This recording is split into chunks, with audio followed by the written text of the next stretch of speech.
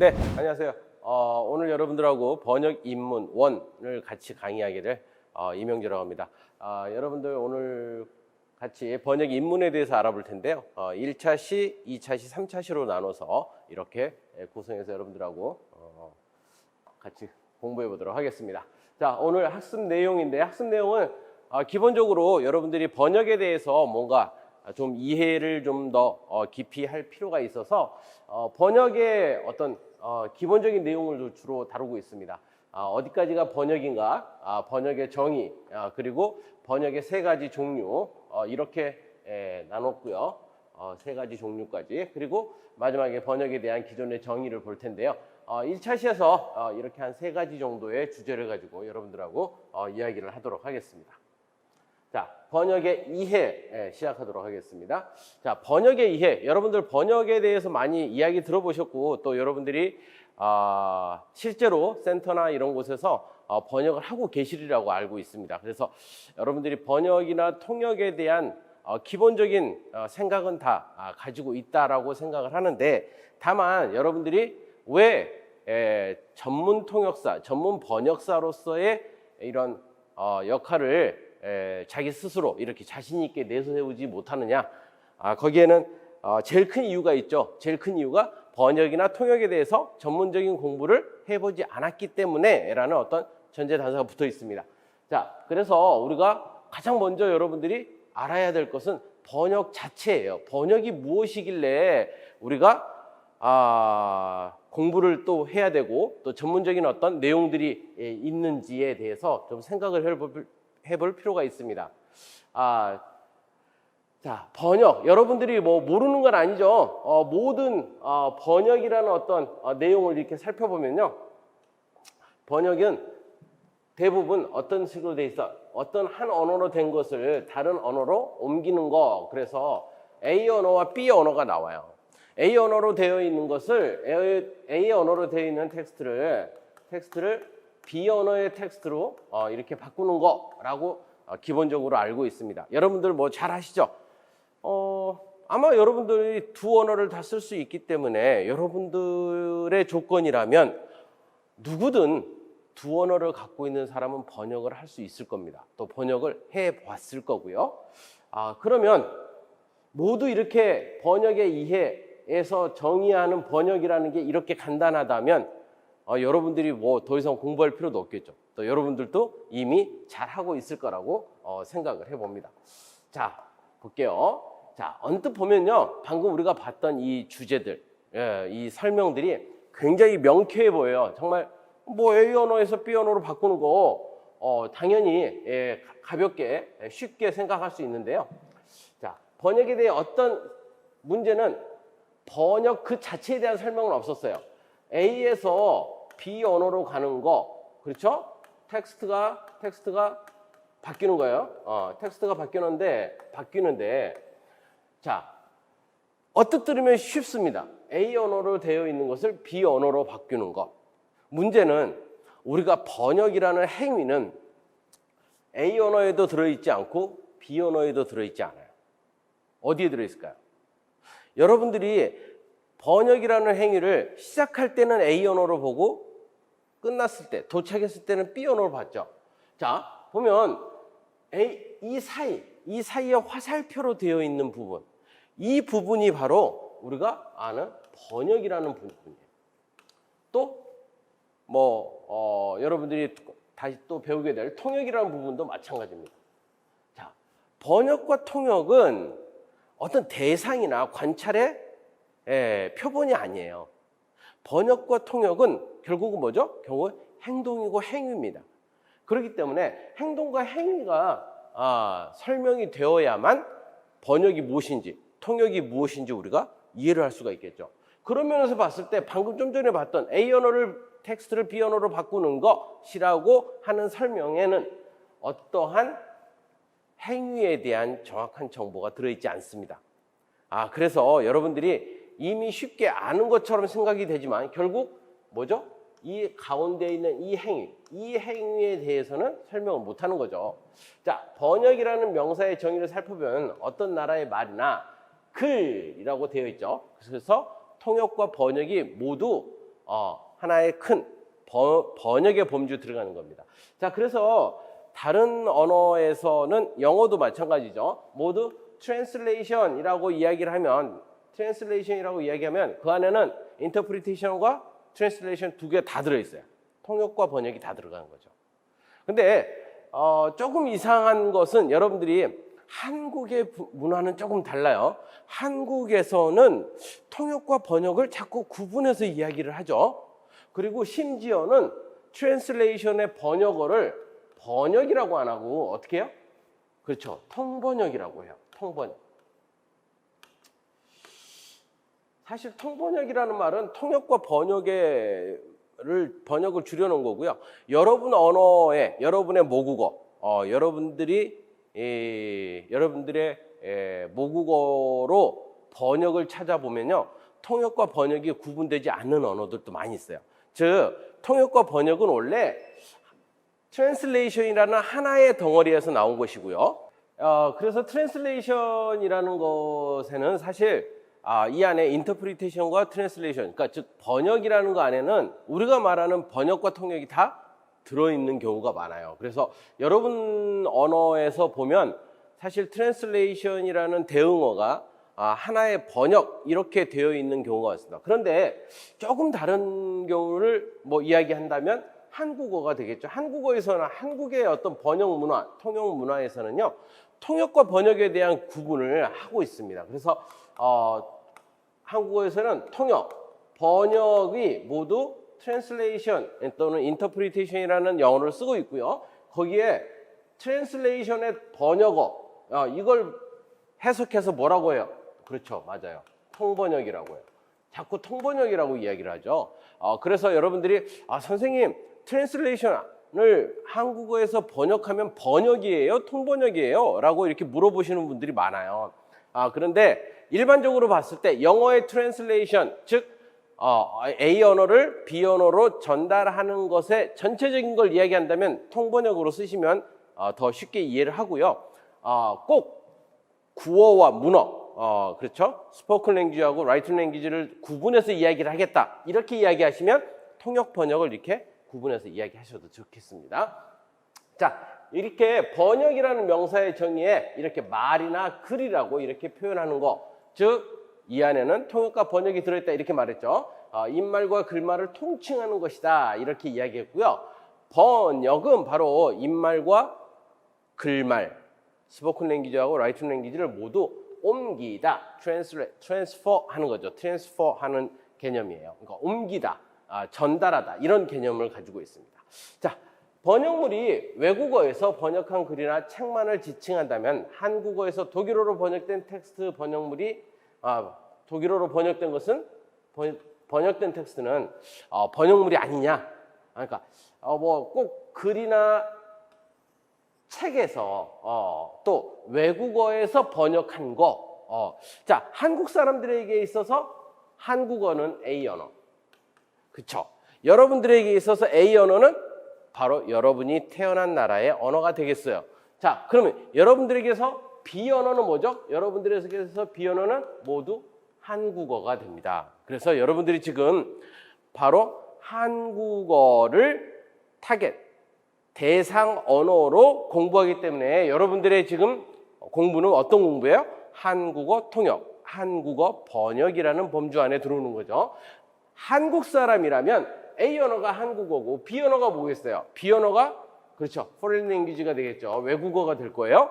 그러면 B 언어는 다 한국 친구들이 배우는 B 언어는 여러분의 나라 언어가 될 겁니다. 자, 이랬을 때 타겟 랭귀지, 목표 언어는 어떤 거죠? 목표 언어는 맞아요. foreign, 외국어가 될 겁니다. 자, 이렇게 목표 언어라는 게 있어요. 목표 언어라는 개념이 있는데 문제는 번역은 이게 왔다 갔다 하는 거죠. 그렇죠? A에서 B, B에서 A. 자, 외국어 교육에서는 타겟 랭귀지를 그러면 딱 정해져 있어요. 여러분들이 한국어를 배우는 동안, 지금까지 한국어를 배워오는 동안 타겟 랭귀지, 대상 언어, 목표 언어는 한국어였어요. 그런데 여러분들이 한국어 교육에서 어디로? 통역교육, 번역교육으로 옮겨오면서 내용이 좀 달라집니다. 그 내용에 달라진 거 가장 큰 거 뭐죠? 그쵸. 타겟 랭귀지가 2개가 되는 거예요. 여러분의 모국어도 타겟이 될 수 있고요. 한국어도 당연히 타겟이 될 수 있어요. 그래서 여러분들은 모국어가 외국어를 모두 공부해야 되는 상황에 된 겁니다. 자, 아무튼 이러한 전체적인 번역과 통역에 대한 개념을 알고 보니까 우리가 앞에서 봤던 뭐였죠? 앞에서 봤던 맞아. 번역의 정의는 뭔가 이상했죠. 뭔가 부족하죠. 그런 걸 우리가 느낄 수가 있습니다. 자, 그래서 번역을 좀 더 들어가 보도록 하겠습니다. 번역이라고 하는 것은 원문을 읽고 이해한 내용을 표현하는 것이다. 그렇죠? 여러분은 A 언어를 B 언어로 바꾸는 것, B 언어를 A 언어로 바꾸는 것을 번역이라고 했는데요. 그게 아니고 사실은 뭐죠? A 언어든 B 언어든 간에 어떤 언어로 되어 있는 것을 여러분이 읽고 그 내용을 이해해야 돼요. 이해한 것을 번역하는 거예요. 그래서 여러분 센터에서 이렇게 또 한국에 와서 한국어를 배워서 이렇게 번역, 통역을 하다 하면은 어떤 방향이 제일 좋아요? 사실 B 언어를, 한국어를 여러분 나라로 말로 번역하는 것을 가장 편하다고 생각하고 좋다고 생각해요. 그리고 그것을 잘할 수 있다고 생각해요. 반대로 여러분의 말을 한국어로 번역해 주세요 라고 하면 여러분 어떻게 해요? 어렵죠. 힘들다고 생각하죠. 왜? 비언어, 한국어니까. 한국어로 써야 되니까. 자, 그럼 이거 봅시다. 번역은요, 이해한 내용을 표현하는 거예요. 그래서 선생님이 여기서 여러분들에게 좀 직설적으로 이야기를 합시다. 여러분들이 한국어를 여러분 나라 말로 바꾸는 것이 쉽다고 생각하는 것은 진짜 쉬운 거냐? 진짜 쉬운 게 아니라는 거예요. 여러분들은 한국어에서 여러분이 이해한 정도, 여러분이 별 2개, 별 3개를 이해했다면 그 별 2개, 별 3개만 전달한 거예요. 다시 말해서 한국어에 대해서 한국어 텍스트를 완벽하게 이해하고 번역한 게 아니라 사실은 뭐예요? 사실은 여러분이 이해한 만큼만 번역한 거기 때문에 이 번역에서는 뭐가 많다? 거짓말이 많다는 거예요. 여러분들 모르고 번역한 게 굉장히 많아요.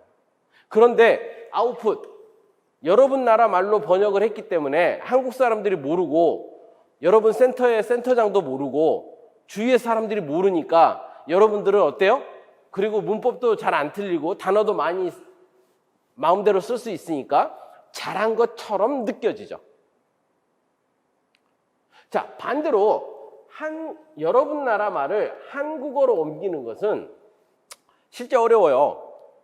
여러분 생각처럼 어렵습니다. 왜? 문법도 잘해야 되죠. 어휘력도 모자라죠. 여러분들의 한국어 능력이 모자라기 때문에 당연히 어려워요. 그러니까 여러분들이 한국어를 더 잘해야 되겠죠. 통역 번역을 하기 위해서는.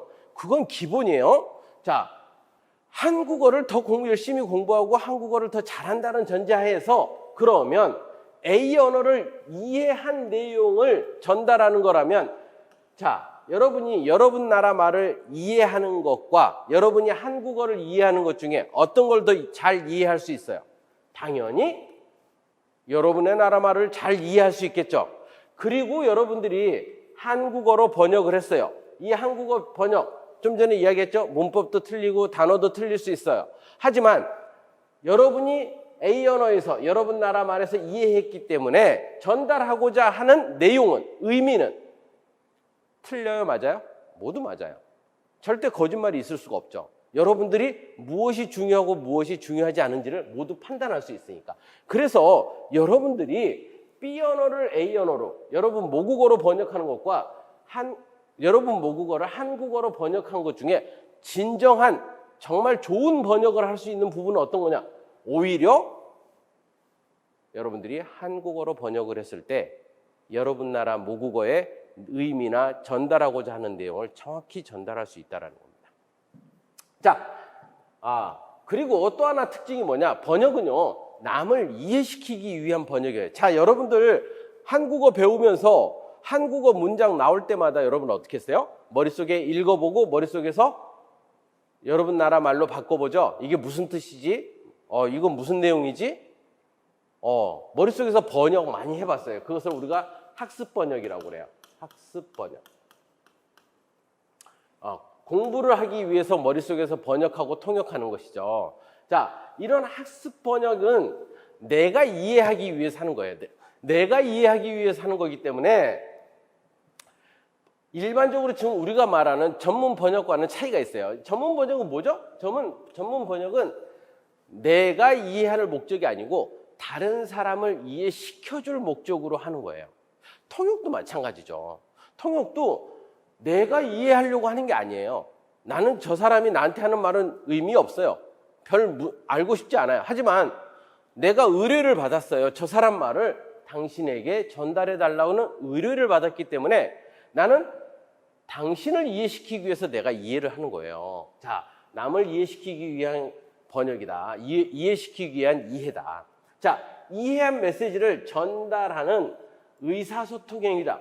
자, 단순히 의미를 이해하고 의미를 알는, 그리고 단순히 말을 만들어내고 말을 하는 그런 행위가 아니고 이건 커뮤니케이션이라는 거예요. 내가 어떻게 전달했을 때 이 사람이 얼만큼 빨리 이해할 수 있을까를 고민하고 말을 만들어야 되고요. 내가 무엇을 이해해서 전달해야 이 사람이 만족할 것인가 라고 해서 내가 원하는, 내가 알고자 하는 메시지를 선별적으로 이해를 해야 된다는 거죠. 그런 면에서 봤을 때 통역과 번역을 왜 서비스라고 말하는지 이해가 되는 거죠. 그렇죠? 나를 위한 통역, 나를 위한 번역, 나를 위한 이해가 아니라 다른 사람을 위해서 제공되는 이해고요. 또 다른 사람을 이해시키기 위한 커뮤니케이션을 운영하는 거예요.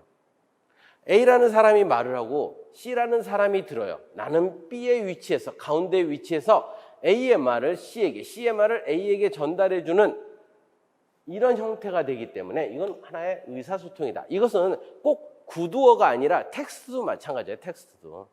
그렇죠? 텍스트에서도 마찬가지죠. 자, 또 하나는 번역은 제일 마지막에 뭐라고 돼 있어요? 학문이다. 번역은 학문이다라고 이야기를 하고 있어요. 거꾸로 말해서 연구의 가치가 있는 거고 과학의 가치가 있는가라는 거죠. 자, 넘어갑시다. 자, 어디까지가 번역이냐? 한번 봅시다. 이거 쉬워요.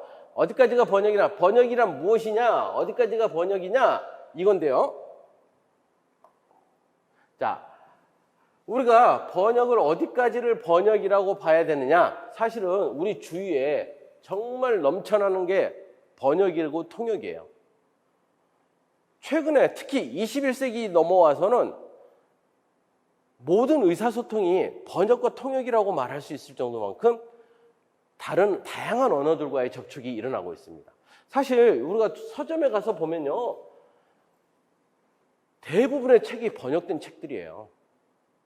그리고 번역된 책들이 옛날처럼 특별한 책이고 내가 찾아보고 싶어서 찾아보는 게 아니라 내가 원해서 수요가 있어서 번역이 돼서 나온 게 아니라 요즘에는 어때요? 요즘엔 뭐 쉽게 우리 외국어 하나 못하는 사람이 없다고 이야기할 정도로 많은 사람들이 외국어를 하고 있고 그 수준이 굉장히 높아졌어요. 그러다 보니까 정말 어디에서도 번역이라는 말을 들을 수가 있고요. 사실 뭐 시내 나가서 이렇게 돌아다녀 보면 번역, 공증, 왜 해외에 이민 가고 해외에 뭐 거주하고 뭐 여러분들도 마찬가지죠. 여러분도 왜 한국에서 살고 있어요? 그렇죠. 뭐 결혼이 목적이었던, 뭐 사업이 목적이었던, 비즈니스가 목적이었던, 학업이 목적이었던, 공부를 하기 위해서도 어떤 목적이었는지 한국에 왔고 한국에서 정착하게 된 거에 여러분들이세요. 그러니까 여러분들을 위한 뭐 공증번역, 공증이니 번역이니 안 해본 분은 없을 거예요. 여기 유학 올 때부터 번역이 시작이 됐으니까. 자, 그리고 심지어는 우리가 외국어를 배울 때도 다음 지문에 무슨 내용인지 번역해 보세요 등등등등 각종 학습 번역을 수없이 반복하고 살았습니다. 자, 이렇게 우리 일상생활을 둘러싸고 있는 이 많은 번역이 이건 번역이 아니고 뭐예요? 당연히 이것도 번역인 거죠. 자, 우리가 고민해 볼 수 있는 번역 정말 많습니다. 그런데 우리가 좀 더 번역을 이렇게 여러분들한테 주위에 다 있는 게 번역이다라고 말하면서도 여러분들의 번역에 대한 개념을 좀 더 확장시키고 싶은 생각을 가지고 있어요. 또 그럴 필요가 있습니다. 왜냐? 보세요. 여러분들의 번역에 대한 어떤 개념, 영역을 조금 더 넓힐 필요가 있습니다. 자, 여기에 1번 예를 한번 볼까요? 자, 독일의 철학자 하이데거가 쓴 존재와 시간이라는 책이 있어요. 근데 이 책은 독일에서 출판이 됐고 독일어로 출판이 됐는데 독일 사람들이 이렇게 말을 한대요. 이 책은 언제쯤 독일어로 번역돼요? 이미 독일어로 번역된 게 아니라 독일어로 쓰여진 책인데 사람들이 이 책의 내용이 너무 어렵기 때문에 좀 독일어로 번역이 됐으면 좋겠어요. 좀 알아들을 수 있는 책이 됐으면 좋겠어요. 이렇게 말을 한다는 거예요. 실제로 이런 일이 있습니다. 중국의 홍루몽이라는 소설들은 홍루몽이나 중국의 고전 소설들은 모두 고문체로 되어 있어요. 그런데 그거 고문체를 그대로 지금 중국 사람들이 읽고 있느냐? 아니에요. 지금 중국 사람들이 읽고 있는 것은 그렇죠. 지금 현대 중국어죠. 현대 중국어로 다시 다 번역이 된 거예요. 나란 말씀이 중국의 나라 서로 사마띠 아니할세 이런 전차를 어른 벽선이 일고저 홀빼 있어도 이거 뭐예요? 훈민정음 서문이죠. 훈민정음 서문처럼 우리가 한국어를 쓰고 있나요? 그렇지 않죠. 훈민정음 서문도 우리 지금 번역된 게 있어요. 나라의 언어가 중국과 달라서 이렇게 넘어가겠죠. 자, 같은 언어, 한 언어에서 한 언어로도 번역이 필요한 거예요. 자, 그리고요, 앞에서 번역할 때 뭐 이야기했죠? 번역이라는 것은 어떤 텍스트를 이해하는 것에서 출발한다 그랬죠. 즉, 다시 말해서 여러분들이 간단한 책을 하나 읽고 간단한 시를 하나 읽어도요, 번역이라는 행위가 그 안에 벌어지고 있다라는 겁니다. 자, 이 외에도요, 미국 유학을 가는데 영어 잘하는 친구한테 대학 졸업증명서 좀 영어로 번역해줘. 이런 것도 하고요. 영어와 불어를 공용으로 사용하는 카나다에서는 일기예보를 영어로도 하고 불어로도 해줘야 돼요. 그래야지 이해하니까. 또 여러분들 음악 듣고 이 음악에 대해서 평론을 하고 평가를 하고 느낌을 적죠. 미술 전람회 이렇게 전시회에 가서 미술 작품을 보고 그 미술 작품의 어떤 느낌, 감상들을 만들어내죠. 이런 거 뭐예요? 이런 것도 하나의 번역 행위예요. 시각적 정보를 그렇죠. 문자로. 청각적 정보, 청각적 정보를 문자로. 여러분, 요즘에 우리 뉴스 하면 한쪽 구석에 뭐 나와요? 수어 나오죠. 수어. 옛날에는 수화라고 했어요. 한국에서도 옛날에는 수화라고 해서 언어로 취급하지 않았는데 요즘에는 다 수어 통역사, 수어 번역사 이렇게 이야기를 해요. 수어도 번역을 해야 되는 거예요. 통역을 해야 되는 거고. 자, 이렇게 어때요? 전혀 다른 채널을 가지고 있어요. 다 점자로 글씨를 못 읽는 사람은 손으로 이렇게 느껴야 되는 이런 것도 있고요. 악보도 있고 이런 다양한 어떤 채널들을 가지고 있습니다. 앞에서 이야기했죠. 1, 2는 같은 언어, 한 언어에서 번역을 하는 예가 되겠어요. 그래서 1과 2처럼 동일한 언어에서도 번역이 이루어질 수 있다는 걸 이야기했고요. 3과 4에서는 다른 언어 간의 번역, 우리가 일반적으로 말하는 번역을 이야기했고요. 앞에 5에서는 뭐야? 서로 다른 기호체계 간에도 있다. 자, 이렇게 넓은 범위를 가지고 있다는 거. 여러분들이 알고 있는 일반적인 번역은 그 중에 하나라는 거, 이런 것을 여러분들이 이야기할 수가 있겠습니다. 자, 이런 것을 모두 우리가 하나의 번역이라는 어떤 전체 범주 안으로 끌고 들어올 수가 있을 것 같아요. 자, 더욱이 한국에서는 달리 영어에서 트랜슬레이션은 종종 우리가 통역이라고 말하는 것까지 포함한다 그랬죠? 앞에서 이야기했어요. 통역사와 번역사를 모두 포괄하고 있고요. 그렇다면 한국에서의 번역 역시 통역을 포함하느냐?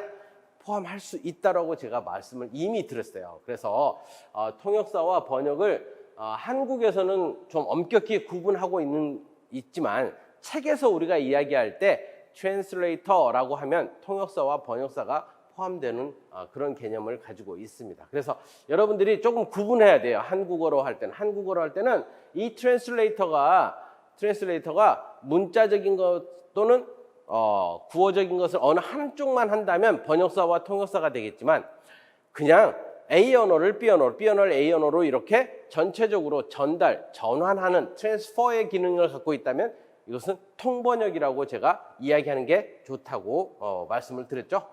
자, 이것을 이 예문들 앞에서 얘들을 통해서 우리가 알 수 있는 게 언어 내적인 번역과 언어 간의 번역, 기호 간의 번역 이 세 가지를 앞에서 이야기를 했어요. 언어 내적인 것은 그 언어 하나에서도 번역이 된다라는 거, A, B 두 언어가 관여한다라는 거. 이것은 채널이 아주 다른 거죠. 시각적 정보가 청각적 정보 이런 것들이 문자화되는 것들을 이야기를 했었어요. 자, 언어 내적 번역은 동일한 언어 체계 내에서 언어 간의 번역은 특정 언어로 쓰인 텍스트가 다른 언어로 가는 거. 마지막으로 기호 간 번역은 기호 체계로 바꾸는 거. 자, 이런 의미에서 악보를 점자로 혹은 일반 문서를 수화로 바꾸는 작업 등도 모두 여기에 해당하고 모두 이것을 번역이라고 우리가 이야기할 수 있는 것입니다. 자, 번역의 정의. 그래서 번역이라는 것은 다시 한번 정의를 하죠. 앞에서 정의가 너무 모자랐기 때문에 새로운 정의를 또 제시하고 있어요. 뭐라고 돼 있냐? 어떤 언어로 표현된 텍스트를 의미가 동일한 다른 문자 언어로 옮기는 거, A 언어에서 B 언어로 옮기는 거, 앞에서도 이야기했던 거죠. 거기에다가 뭘 더했어요? 그 언어가 담고 있는 뭐까지? 문화까지 옮겨야 된다. 자, 조금 전에는 번역의 범주, 넓이에 대해서 이야기했다면 이번에는 번역의 깊이를 이야기하고 있어요. 번역이 그냥 문법, 어휘, 언어적인 이런 전환, 트랜스퍼의 기능이 아니라 뭐라고요? 문화를 포함해서 옮기는 거, cultural communication이 된다. 문화 간 의사소통이 진행이 된다라는 것을 이야기하고 싶은 겁니다. 자, 우리가 어떤 원천 텍스트, ST라고 하죠. ST라고 하는 거, 원천 텍스트라고 하는 거, 여기는 ST, 소스 텍스트. 앞으로 이제 여러분들은 ST, TT 이렇게 불러야 돼요. 자, ST를 뭘로 번역해요? 그렇죠. 타겟 텍스트로 바뀌어요.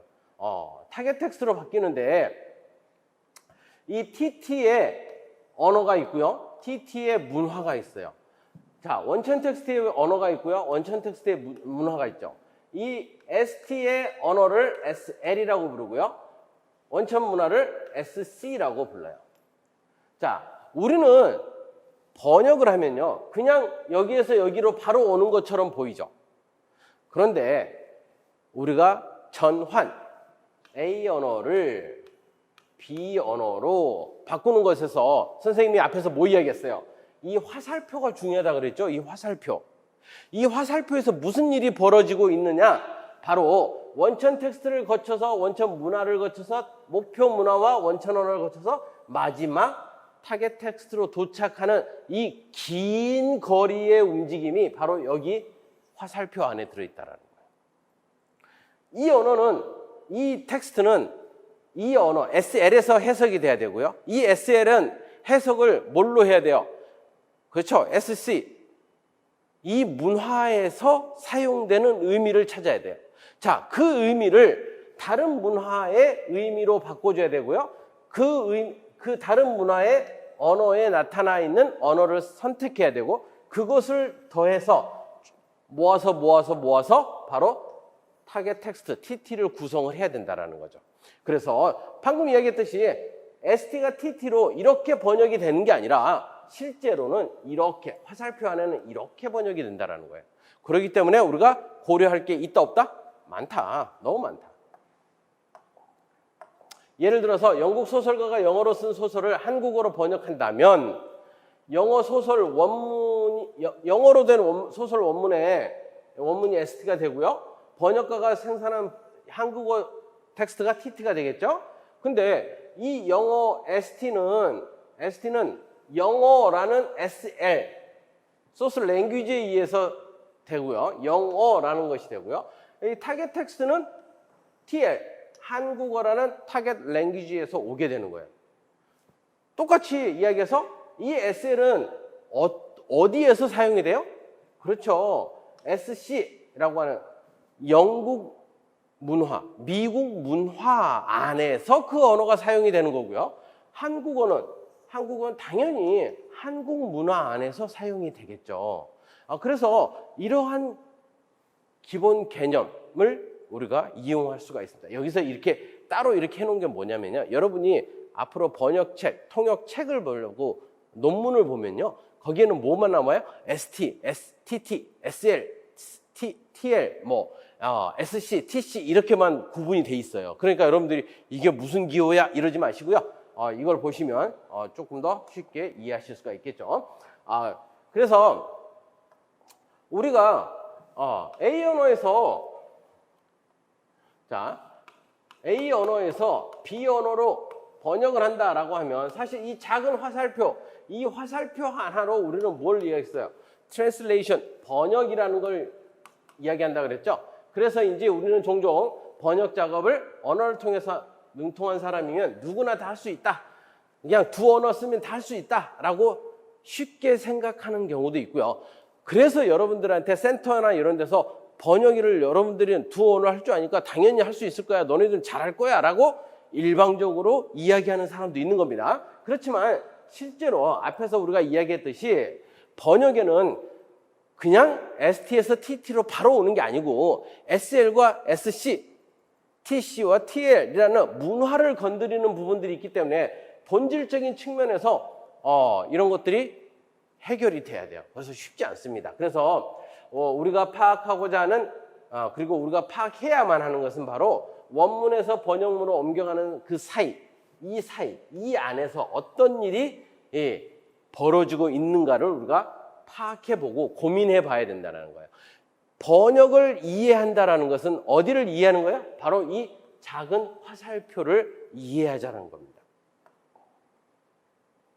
자, 그래서 번역을 정리해보면 한 나라 말로 된 그날 작품을 다른 말로 옮기는 작업이나 행위다. 일반적으로 번역은 1차 원문을 2차 번역, 타겟 텍스트로 바꿔주는 것이다. 이렇게 하는 거고요. 그래서 그 바꿔주는 거, 트랜스퍼, 바꾸는 거의 기준은 뭐죠? 그렇죠. 내용이, 의미가 대략적으로 비슷하도록 바꾸는 거, 이렇게 이야기를 합니다. 이 행위를 통해서 번역문의 구조가 지나치게 왜곡되지 않는 범위에서 가능한 원형이 그대로 보존되도록 SL의 내용이 ST의 내용이 그대로 유지될 수 있도록 가급적 노력을 해주는 것이다 라고 이야기를 하고 있습니다.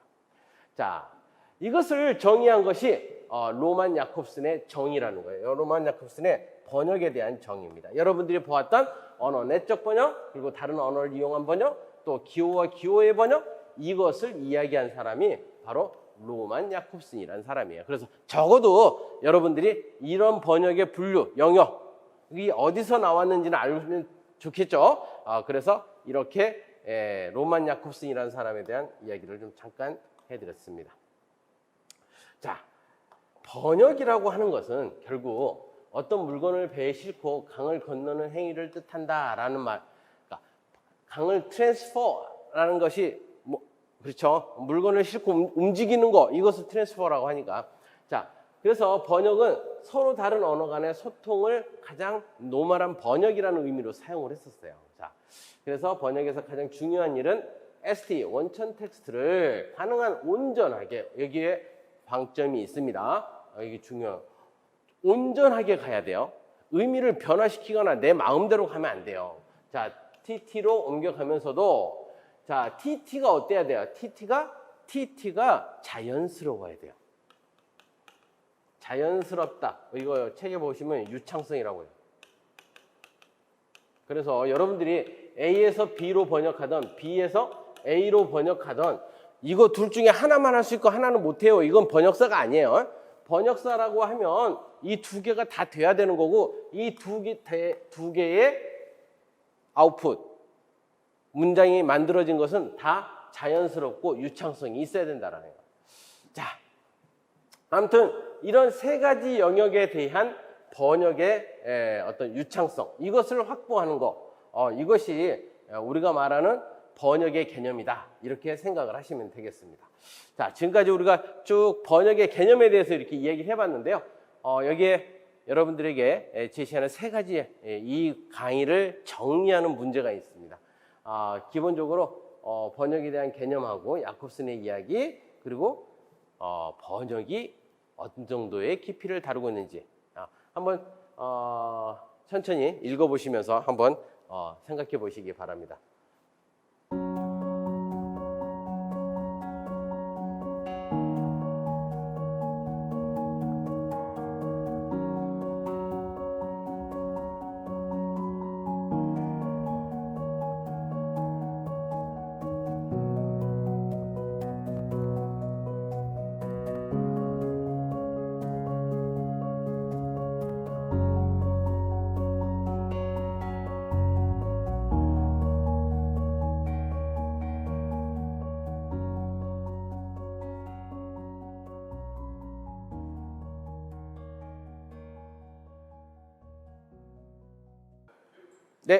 네, 감사합니다.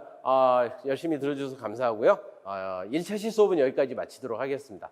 잠시 후에 2차 시 수업으로 넘어가도록 하겠습니다. 수고하셨습니다.